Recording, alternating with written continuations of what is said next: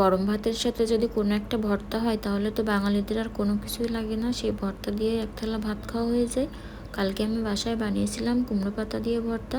তো ভর্তাটা এতটাই ভালো লেগেছিলো যে শুধুমাত্র এটা দিয়েই কিন্তু ভাত খাওয়া হয়ে গিয়েছিলো। তো আমি যেভাবে ভর্তাটা বানালাম সেটাই আপনাদের সাথে শেয়ার করছি। যদি ভালো লাগে অবশ্যই আমার পেজ ফলো দিয়ে পাশেই থাকবেন।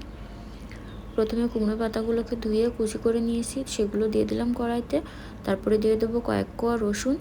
তো এখানে আমি একটা বড় সাইজের রসুন ছাড়িয়ে তারপরে দিয়ে দিলাম, আর 2টা মিডিয়াম সাইজের পেঁয়াজ একটু বড় করে কেটে নিয়েছি, তো সেগুলোও দেবো। আর দিয়ে দেবো কাঁচামরিচ। তো কাঁচামরিচটা যার যার স্বাদ মতো বাড়িয়ে কমিয়ে কিন্তু দিতে পারেন। আর দিলাম চিংড়ি মাছ। তারপরে আমি এখানে অল্প একটু জল দিয়ে দেবো, যেহেতু কুমড়ো পাতা সিদ্ধ হতে বেশি সময় লাগে না তাই আমি অল্পই জল দিলাম।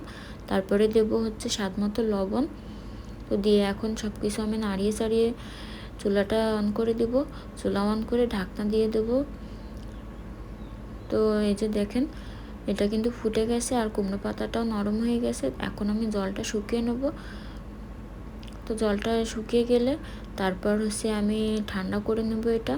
আর যখন ঠান্ডা হয়ে যাবে তখন কিন্তু আমি শিলপাটায় বেটে নেব। তো বাটা হয়ে গেলে এখন আমি কড়াইতে তেল দিলাম, আর সাথে সেই পাতা বাটাটাও দিয়ে দিলাম। দিয়ে আমি এখন একটু ভেজে নেব তেলে, যাতে এর ভিতরে যে এক্সট্রা জলটা ওইটা শুকিয়ে যায়। তো এই পাতা বাটাটা কিন্তু একদমই কোনো ঝামেলা না, খুবই সিম্পলভাবে বানানো যায় আর খেতেও ভালো লাগে। কেউ যদি না খেয়ে থাকেন তাহলে কিন্তু একবার অবশ্যই বাড়িতে ট্রাই করতে পারেন।